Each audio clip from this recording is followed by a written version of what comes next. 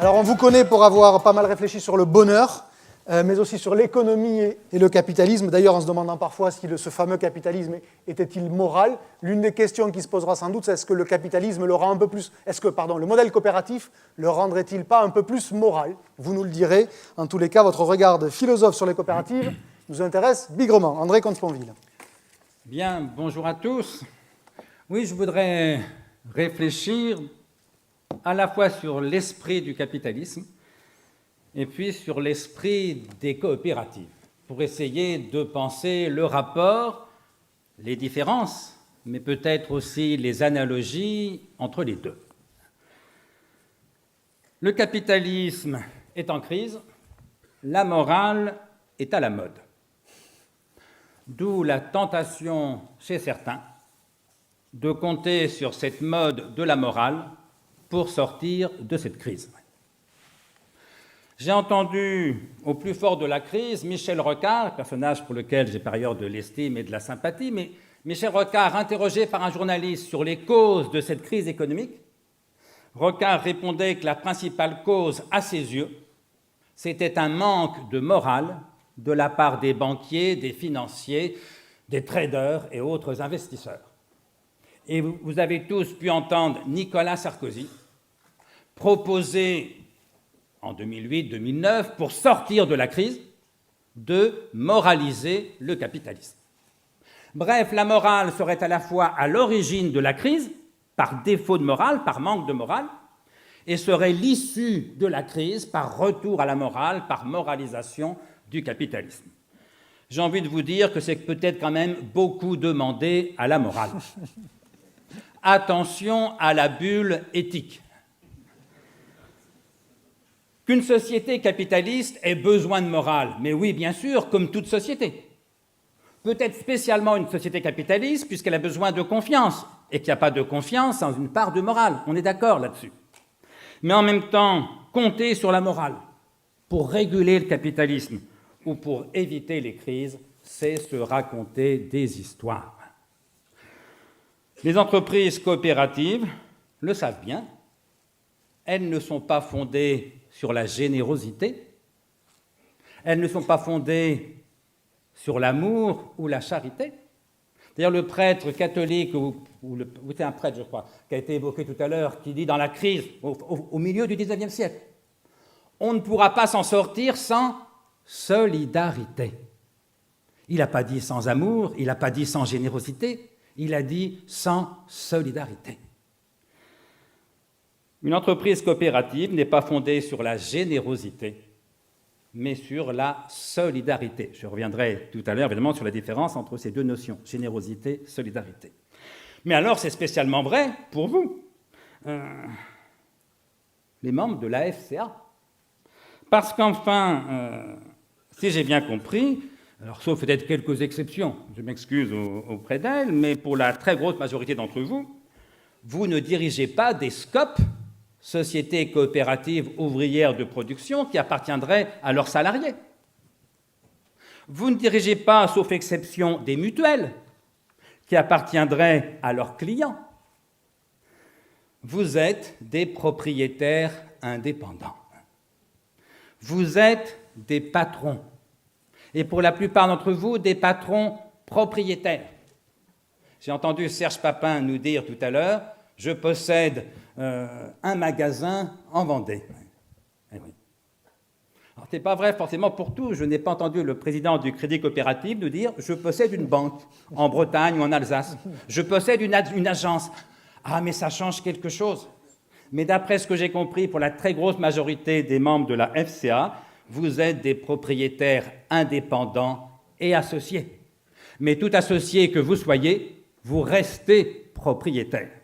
Vous êtes des patrons propriétaires pour la plupart d'entre vous, vous êtes des entrepreneurs. Et c'est bien. C'est pourquoi quand Eli Cohen, à propos des coopératives, parle d'économie sociale et solidaire, oui, bien sûr que l'économie sociale et solidaire est fondée pour une bonne part sur les coopératives, sur les mutuelles. Mais enfin, moi qui suis le client de plusieurs de vos enseignes, quand je vais faire mes courses dans un magasin Leclerc ou un magasin Système U, Je n'ai pas le sentiment de participer à l'économie sociale et solidaire. Je ne vous le reproche pas, bien au contraire. Nous avons besoin d'entreprises performantes, davantage que d'associations humanitaires. Nous avons besoin de solidarité, davantage que de charité. Alors, l'esprit du capitalisme, c'est bien sûr dans ma bouche une allusion au livre fameux, à mon avis un peu surfait, mais c'est une autre histoire, de Max Weber, L'éthique protestante et l'esprit du capitalisme. Alors d'abord, qu'est-ce que c'est que le capitalisme? C'est un système économique, autrement dit, ça sert à créer de la richesse et à la faire circuler. C'est un système économique fondé sur 3 caractéristiques. La propriété privée des moyens de production et d'échange. Deuxièmement, la liberté du marché. Troisièmement, le salariat, qui n'est jamais que l'application des 2 premiers points au marché du travail. Ça veut dire que le capitalisme fonctionne à la propriété privée, il fonctionne à la liberté, donc pour une part à la responsabilité, il fonctionne, j'y reviendrai, à la solidarité, il fonctionne au travail. Et pas pour l'essentiel à la vertu. Alors, vous évoquez mon livre « Le capitalisme est-il moral ?» avec un point d'interrogation. Je n'ai pas le temps de reprendre ici l'analyse, qui est très claire mais un peu complexe. J'en viens simplement aux conclusions de mon livre. La question était donc, le capitalisme est-il moral? Point d'interrogation. La réponse est non, bien sûr. Non, le capitalisme n'est pas moral. Et ce, pour 2 raisons principales. La première raison, c'est que pour être moral ou immoral, il faut être un sujet, un individu, une personne, un être humain. Un système impersonnel comme est le capitalisme ne peut bien sûr pas être moral, il ne peut pas davantage être immoral faute de pouvoir être moral. S'il n'est ni moral ni immoral, qu'est-ce qu'il est? Eh bien, il est amoral. Amoral en donnant au préfixe a son sens purement privatif. J'entends par là que la morale est sans pertinence aucune pour décrire ou pour expliquer quelque processus économique que ce soit. Par exemple, le prix d'une marchandise n'est pas fondé sur la morale. Il est fondé, dirait un marxiste, sur le temps de travail moyen socialement nécessaire à sa production. Il est fondé, dirait un économiste libéral, sur la loi de l'offre et de la demande. 2 explications qui ne me paraissent pas forcément incompatibles, elles peuvent être complémentaires. Mais ni le temps de travail socialement nécessaire à la production d'une marchandise, ni la loi de l'offre et de la demande ne dépendent de la morale.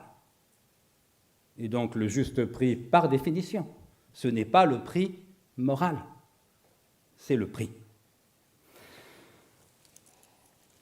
Deuxième raison qui m'amène à répondre non à la question « le capitalisme est-il moral ?» c'est que quand bien même on voudrait soumettre le capitalisme à un jugement moral, si on voulait le traiter comme une personne, métaphoriquement au moins, alors a fortiori la réponse est non. Non, le capitalisme n'est pas moral, parce qu'enfin que je sache, le capitalisme ne fonctionne pas à la vertu, à la générosité, au désintéressement. Il fonctionne tout au contraire à l'intérêt personnel ou familial.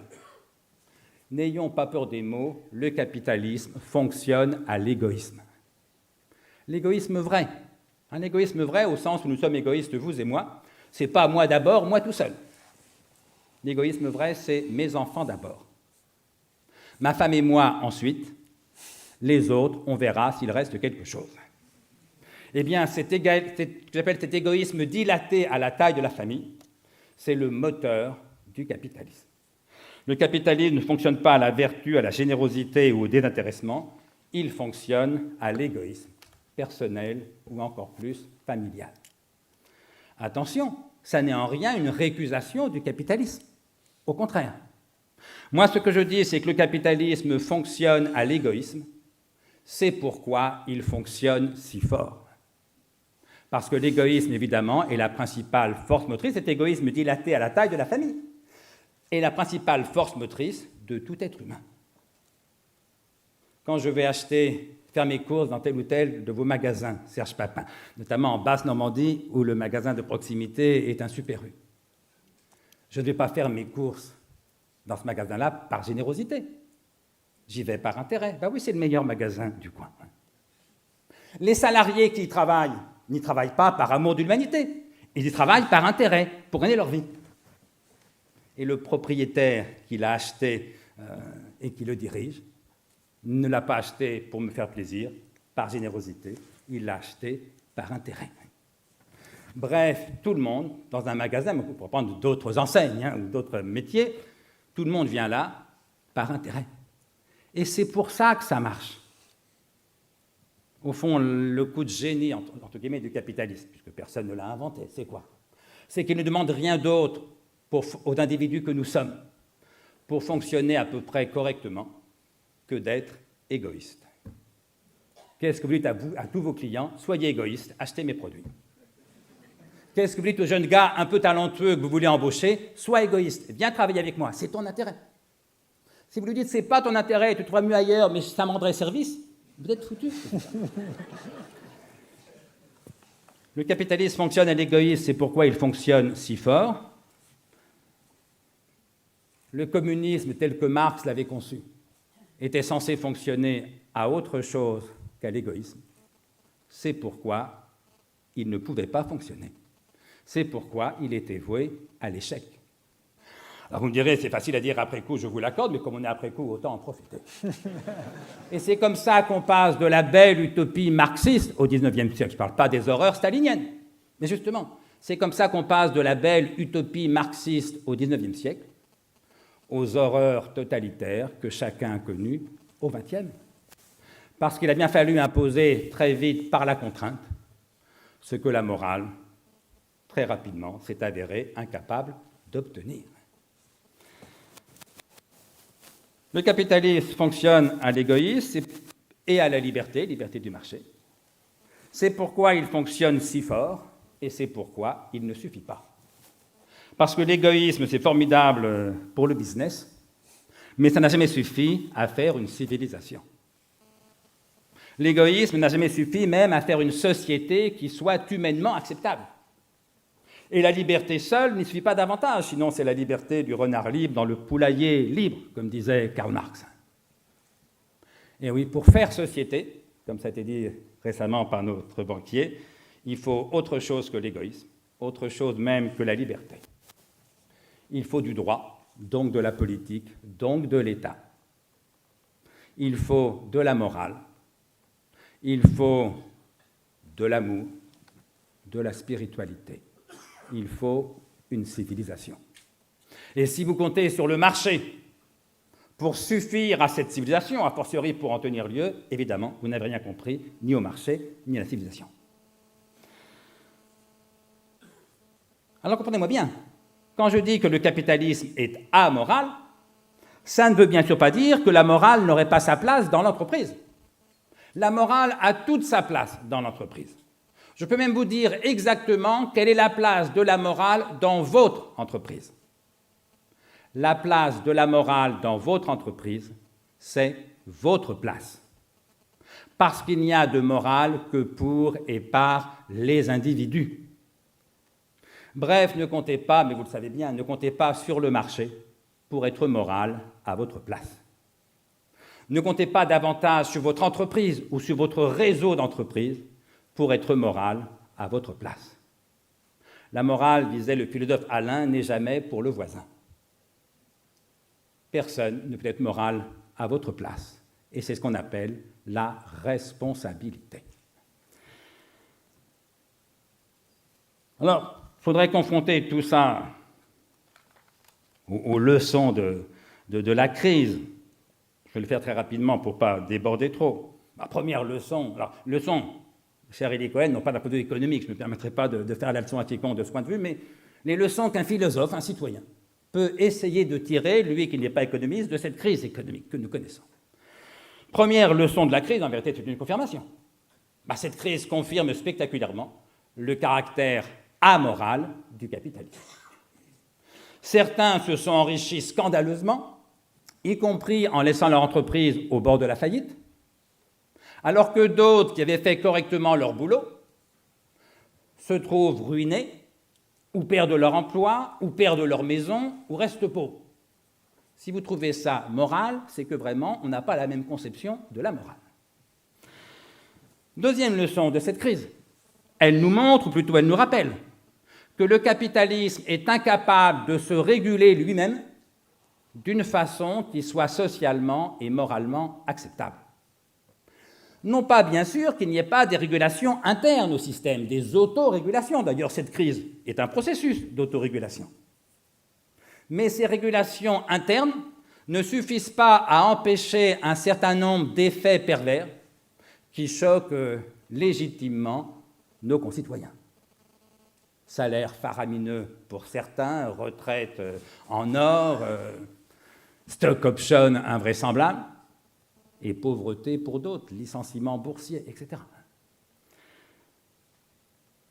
Le capitalisme est incapable de se réguler lui-même d'une façon socialement et moralement acceptable. Bref, les ultralibéraux avaient tort. Si on entend par ultralibéral quelqu'un qui croit que le marché et la liberté du marché suffit à tout, alors les ultralibéraux avaient tort. Attention, ils avaient socialement, moralement, politiquement tort. Quand bien même ils auraient eu, par ailleurs, ce qui reste à démontrer, mais qui n'est pas non plus forcément exclu, quand bien même ils auraient eu par ailleurs économiquement raison. Pourquoi voudriez-vous que la morale et l'économie aillent forcément dans le même sens? Ce qui m'a aidé à comprendre ça, c'est une table ronde que je faisais il y a quelques années, avant même la crise, avec l'économiste Jean-Paul Fitoussi, qui est l'un de nos bons économistes, et il nous disait la chose suivante. Jean-Paul Fitoussi nous disait « il a été scientifiquement démontré ». Et le pire, c'est qu'apparemment c'est vrai, par je ne sais plus quel économiste américain. Il a été scientifiquement démontré que dans un pays ultralibéral, où l'État ne s'occupe absolument pas d'économie, le plein emploi est assuré pour tous les survivants. La question, bien sûr, c'est qu'est-ce qu'on fait pour les autres? Ce n'est pas une question économique, c'est une question sociale, politique, morale. Troisième leçon, troisième confirmation de cette crise. Elle nous montre, elle nous rappelle que la morale est tout aussi incapable de réguler le capitalisme. Permettez-moi, pour illustrer ce point, de vous raconter l'une de mes dernières sottises, enfin j'ai dû en faire d'autres depuis, parce que ça se passe en 2008-2009. J'étais dans mon bain, pour tout vous dire, vous voyez, je ne recule devant aucun détail intime, et comme souvent dans mon bain, j'écoutais France Info. Et en écoutant France Info, j'apprends que M. Henry Paulson, à l'époque secrétaire au Trésor américain, refuse de sauver la banque Lehman Brothers, laquelle entre donc instantanément en faillite. Eh bien, j'ai honte de le dire devant Eli Cohen, mais ma première réaction dans mon bain, c'était de me dire « chic, bien fait, enfin une bonne nouvelle ». Non, c'est vrai, les salauds, ils se sont enrichis scandaleusement, ils ont spéculé comme des malades, ils sont sanctionnés, moralement, c'est bien. Moralement, peut-être. Sauf qu'économiquement, c'était une bêtise crasse. Parce que, d'après ce que j'ai compris, tous les économistes s'accordent à penser que ne pas sauver la banque Lehman Brothers, ça a été au moins l'un des facteurs déclenchants, évidemment, de la crise dans laquelle nous sommes encore. Il n'est d'ailleurs pas impossible que M. Henry Paulson, quand il a refusé de sauver Lehman Brothers, ait été influencé lui aussi par la dimension morale du problème. Alors, je sais qu'il venait de Goldman Sachs, la banque concurrente, que ça ne le mettait pas en bonne position pour sauver ses anciens concurrents. Je sais qu'il savait, lui, déjà, qu'il allait devoir sauver bientôt AIG, l'assureur américain, que ça lui coûtait tellement cher que sauver les deux, c'était même pour le budget américain problématique. Mais enfin, il n'est pas impossible. Ils se sont dit un peu comme moi, ils ont spéculé comme des malades, ils sont sanctionnés, moralement, c'est bien. Économiquement, c'était une catastrophe. Bref, une bonne décision morale, pour ne pas dire un bon sentiment moral, peut déboucher sur une catastrophe économique. Vous savez ce que disait Talleyrand, paradoxalement et joliment, « Méfiez-vous du premier mouvement, c'est le bon ». Oui, c'est le bon moralement, parce qu'on est tous détectives, surtout quand notre argent n'est pas en cause. J'avais pas d'argent chez Lehman Brothers.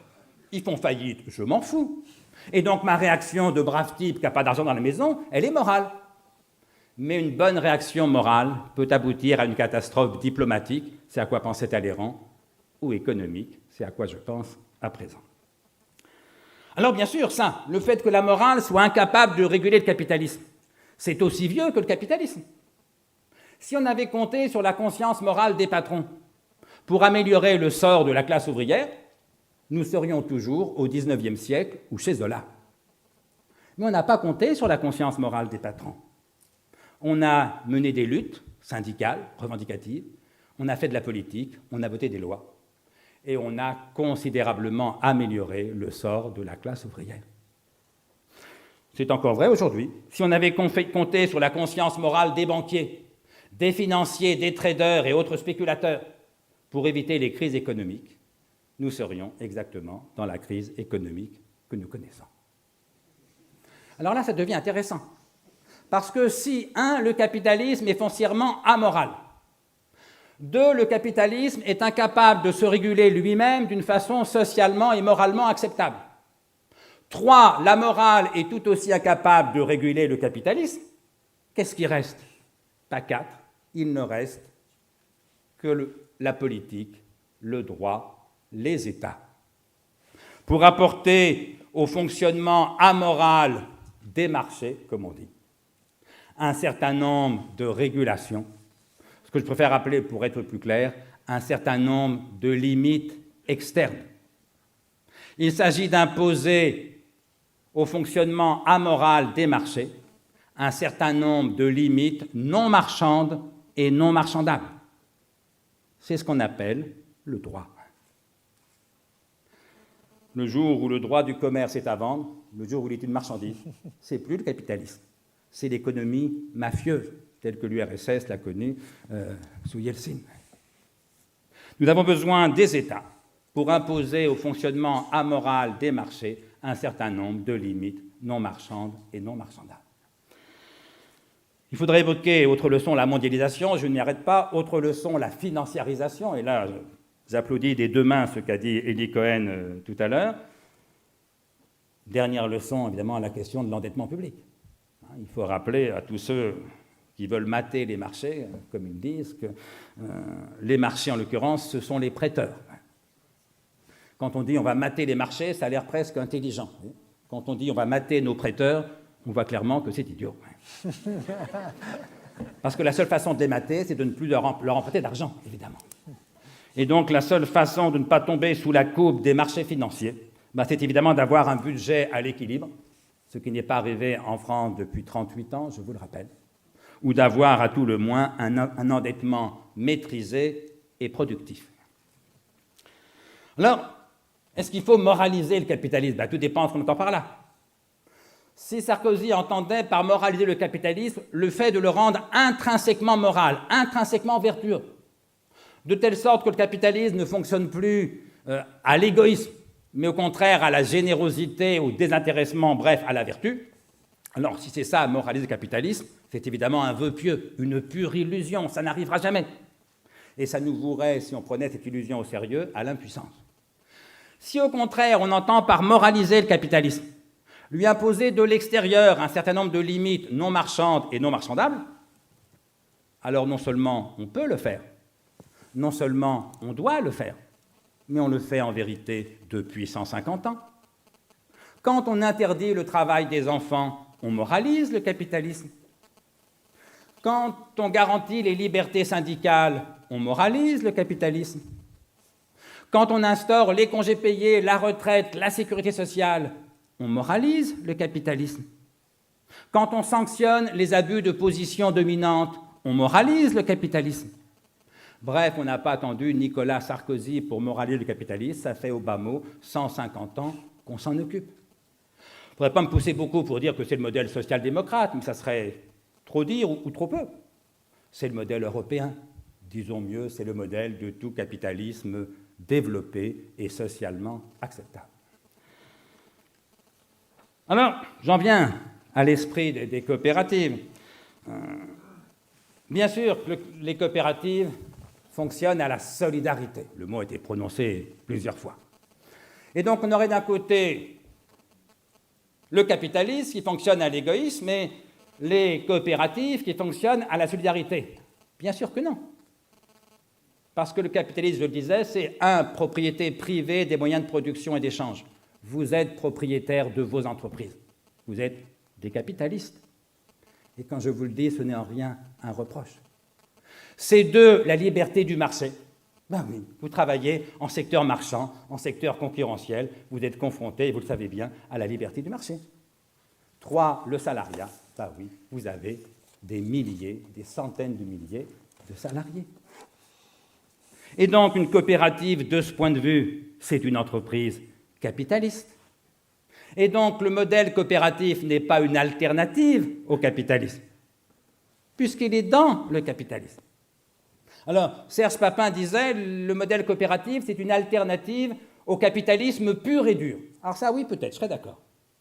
Et pour moi, qui aime l'impureté et qui adore la douceur, quand je dis que le modèle coopératif est une alternative impure et douce au capitalisme pur et dur, c'est évidemment un éloge de l'esprit coopératif. Reste à comprendre ce que c'est que la solidarité. Alors, la plupart des gens, aujourd'hui, semblent croire que la solidarité, c'est simplement le contraire de l'égoïsme. Mais bien sûr que non. Le contraire de l'égoïsme, ce n'est pas la solidarité, c'est la générosité.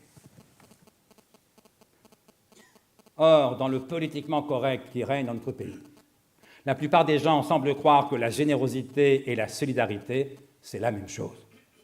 Mais ce n'est pas du tout la même chose.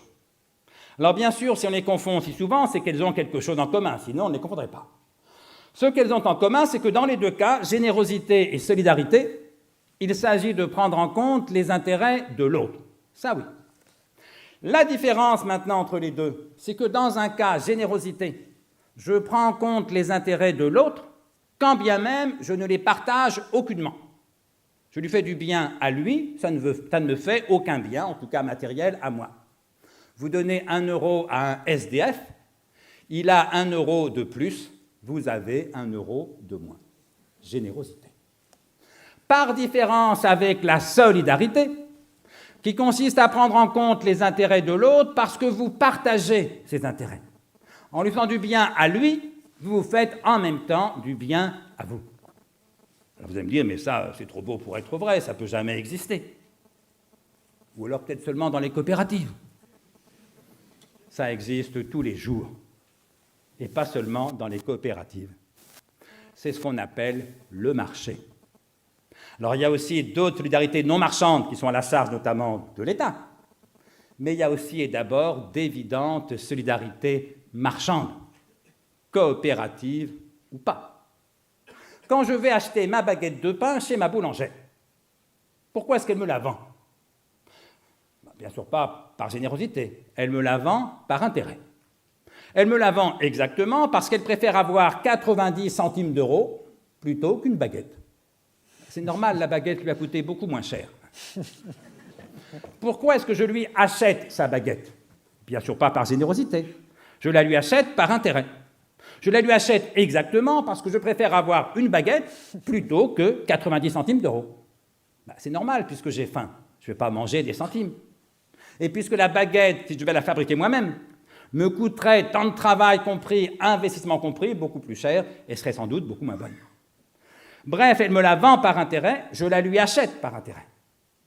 Si je comptais sur sa générosité pour avoir du pain, je mourrais de faim. Si elle comptait sur ma générosité pour avoir de l'argent, elle serait ruinée. Si nous comptons chacun sur l'intérêt de l'autre, nous faisons d'excellentes affaires, je mange un excellent pain, elle gagne très bien sa vie, et on se sourit gentiment tous les matins. C'est ce que Montesquieu appelait le doux commerce, qu'il opposait légitimement à la guerre. Mais il y a plus d'étonnant que ça encore. C'est quel est l'intérêt, au fond, de ma boulangère? Eh bien, dans une économie concurrentielle ouverte, autrement dit, si elle ne tient pas la seule boulangerie à 30 km à la ronde, dans une économie concurrentielle ouverte, l'intérêt, au fond, de ma boulangère, c'est 1, que sa baguette soit la meilleure possible, 2, qu'elle coûte le moins cher possible.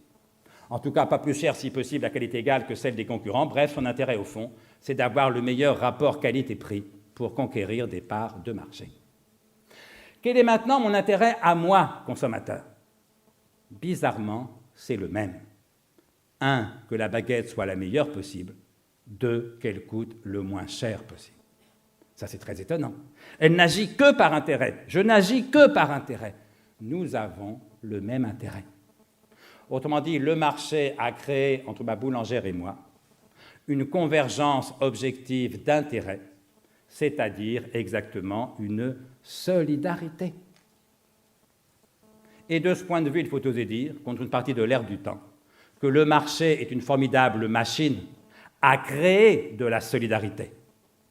Pas du tout quoi qu'il fonctionne à l'égoïsme, comme le croient les jeubards, mais parce qu'il fonctionne à l'égoïsme. Et que la solidarité n'est pas autre chose qu'une convergence des égoïsmes. Bref, la solidarité, ce n'est pas le contraire de l'égoïsme, comme le croient la plupart de vos collègues journalistes. Le contraire de l'égoïsme, encore une fois, c'est la générosité. La solidarité, ce n'est pas le contraire de l'égoïsme, c'est sa régulation socialement efficace. Il s'agit d'être efficaces ensemble et intelligemment, plutôt que bêtement et les uns contre les autres. Et ça vaut dans toutes vos entreprises, qu'elles soient coopératives ou pas. Alors, quelle différence y a-t-il entre une banque coopérative et une banque purement capitaliste, pure et dure? C'est bien sûr pas l'exigence de la rentabilité. J'espère bien que le crédit coopératif fait du profit. C'est bien sûr pas la convergence d'intérêts entre les clients, les salariés, les actionnaires, quand actionnaire il y a, d'une banque privée. Ben oui, si la BNP ne satisfaisait pas les intérêts de ses clients, elle n'aurait plus de clients. Si elle ne satisfaisait pas les intérêts de ses salariés, elle n'aurait plus de salariés. Si elle ne satisfaisait pas les intérêts de ses actionnaires, elle n'aurait plus d'actionnaires, il n'y aurait plus de BNP. Et donc, que ça soit dans une banque coopérative ou dans une banque purement capitalistique, dans les deux cas, il faut qu'il y ait et profit et solidarité. Ce qui peut changer entre les deux, c'est le rapport moyen-fin. Est-ce que la solidarité et la convergence d'intérêts est un moyen au service du profit? Et alors, c'est le modèle capitaliste pur et dur. Convergence d'intérêts. Ou est-ce qu'à l'inverse, comme le prétendent beaucoup de banques coopératives ou mutualistes, est-ce qu'à l'inverse, le profit est un moyen au service de la solidarité? Auquel cas, on est vraiment dans l'esprit coopératif et à la limite, là Helikon a raison, à la limite dans l'économie sociale et solidaire. Puisque le profit n'est plus le but, le profit n'est qu'un moyen au service du but ultime, suprême, qu'est la solidarité. Oui, ça c'est ce que je dis quand j'interviens devant une banque coopérative, parce que les gens n'y possèdent pas une agence ou un réseau bancaire. Quand j'interviens à la FCA, devant des gens qui possèdent qui un magasin, qui un atelier, que sais-je, est-ce que pour vous le profit est un moyen au service de la solidarité qui serait le but? Ou est-ce qu'à l'inverse, la solidarité est un moyen au service du profit qui serait le but? Sans vouloir choquer personne, je pense que le deuxième cas, le profit qui est le but, la solidarité est un moyen, est le plus fréquent parmi vous. Et c'est bien économiquement. Parce que faire du profit, c'est quoi? C'est créer de la richesse. Or, comme chacun sait, créer de la richesse, c'est la seule façon de faire reculer la pauvreté. Simplement, je disais, la solidarité, ce n'est pas le contraire de l'égoïsme, c'est sa régulation socialement efficace. Il s'agit d'être égoïstes ensemble et intelligemment plutôt que bêtement et les uns contre les autres. Ça vaut dans toute entreprise vis-à-vis des salariés, des actionnaires, des clients. Ça vaut chez vous, entre collègues. Parce qu'au fond, vous êtes solidaires de vos clients, mais comme n'importe quelle seule entreprise. Votre intérêt, c'est de satisfaire leurs intérêts. Vous êtes solidaires de vos salariés, comme n'importe quelle seule entreprise, de vos actionnaires, quand actionnaire il y a, comme n'importe quelle chaîne d'entreprise. Mais vous êtes aussi solidaires entre vous, entre patrons, entre chefs d'entreprise, en réseau. Et alors ça, c'est beaucoup plus singulier dans la vie économique. C'est-à-dire qu'en gros, vous prenez 3 patrons qui font le même métier, ils sont concurrents.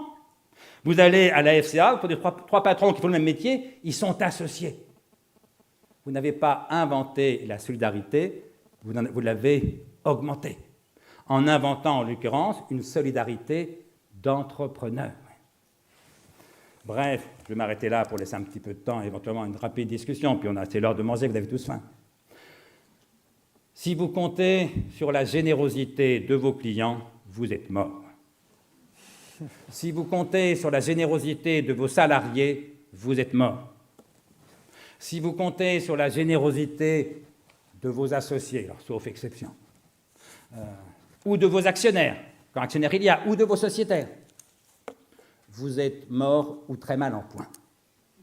Si vous comptez sur leurs intérêts aux uns et aux autres, alors vous avez de bonnes chances de vous en sortir victorieusement, à condition de savoir bâtir et développer dans la durée, entre ces trois catégories, les clients, les salariés, les actionnaires ou les sociétaires ou les associés, des convergences objectives d'intérêts, c'est-à-dire à nouveau des solidarités. Eh bien, pour tout vous dire, pour sortir de cette crise économique, je compte beaucoup plus sur la solidarité que sur la générosité. Je compte beaucoup plus sur la lucidité économique que sur la morale. Parce que qu'est-ce qui vaut mieux, ce sera mes derniers mots, la solidarité ou la générosité? Tout dépend de quel point de vue. Moralement, c'est bien sûr la générosité qui vaut mieux puisqu'elle est désintéressée, ce que la solidarité, par définition, n'est jamais. Mais c'est pourquoi j'ai beaucoup plus d'estime pour l'abbé Pierre ou pour sœur Emmanuel que pour tous les patrons coopérateurs réunis. Oui, mais socialement, économiquement, et donc à terme politiquement, qu'est-ce qui est le plus efficace? Là, c'est évidemment la solidarité. Et c'est pourquoi je souhaite pour notre pays qu'il y ait davantage d'entrepreneurs créatifs, inventifs, performants, courageux, dynamiques et associés. Davantage que je ne souhaite qu'il ait 2 ou 3 saints, S-A-I-N-T-S, de plus. Voilà, j'ai envie de dire toujours, quand j'écoute les débats, parlons un peu moins de morale, parlons un peu plus d'économie et de politique, parce que la politique aussi a à faire avec la solidarité, c'est-à-dire avec la convergence des intérêts. Je vous remercie. Merci.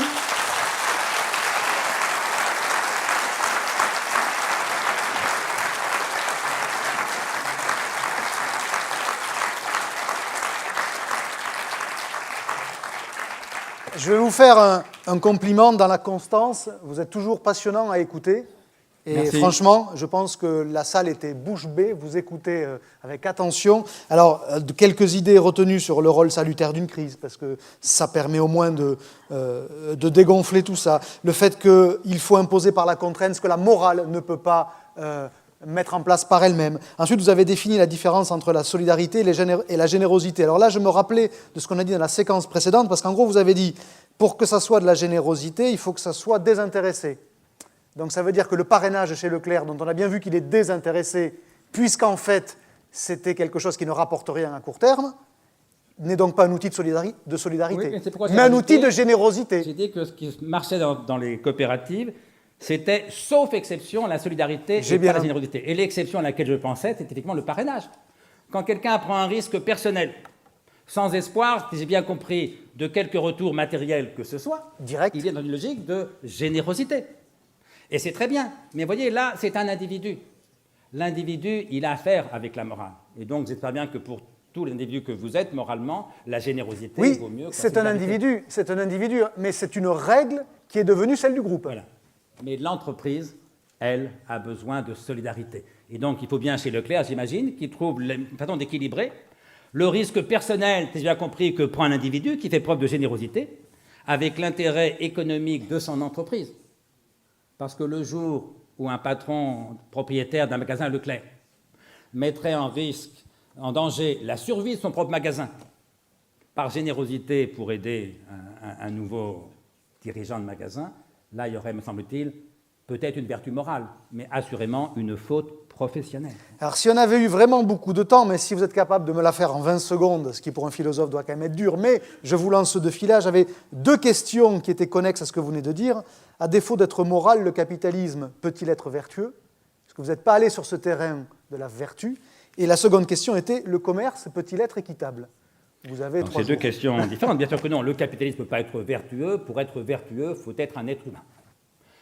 Donc on en revient à la même logique que la morale. N'avait pas connu le déclin que nous savons. Chacun saurait que pour être vertueux, il faut avoir une âme. Or Dieu, auquel je ne crois pas, mais dans sa grande sagesse, a donné une âme à quelques 60 millions de Français, à quelques 7 milliards d'êtres humains, mais je n'ai lu nulle part qu'il ait donné une âme au capitalisme. Ça, c'est Et fait. donc le capitalisme ne peut pas être vertueux, c'est pourquoi vous, en tant qu'individu, vous qui avez une âme, ou, comme je préférerais dire, mais ça revient au même, un cerveau, c'est pourquoi vous avez à être vertueux le plus possible. Mais ne comptez pas sur cette vertu pour assurer la viabilité économique de votre entreprise. Même grâce à la solidarité des entrepreneurs. Il ne suffit pas d'être un patron bon, moralement, pour être un bon patron.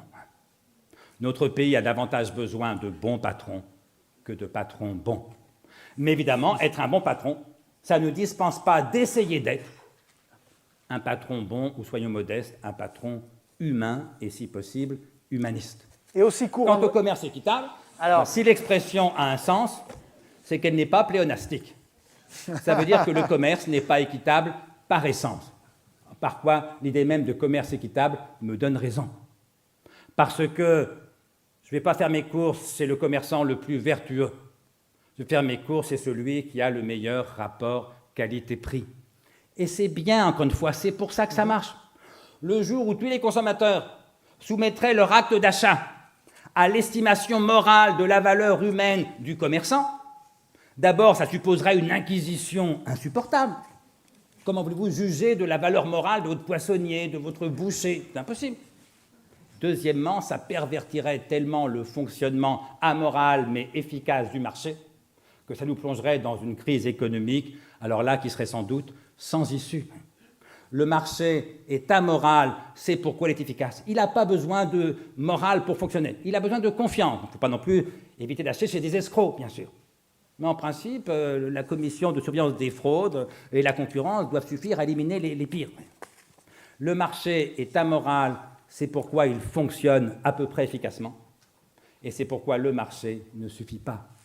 Pour qu'une société soit humainement acceptable, il faut que les individus, pas le marché, que les individus, c'est-à-dire vous, c'est-à-dire moi, nous ayons une morale et que nous essayons, autant que faire se peut, d'être vertueux. Merci. On vous avait promis un regard décalé philosophique. On l'a eu.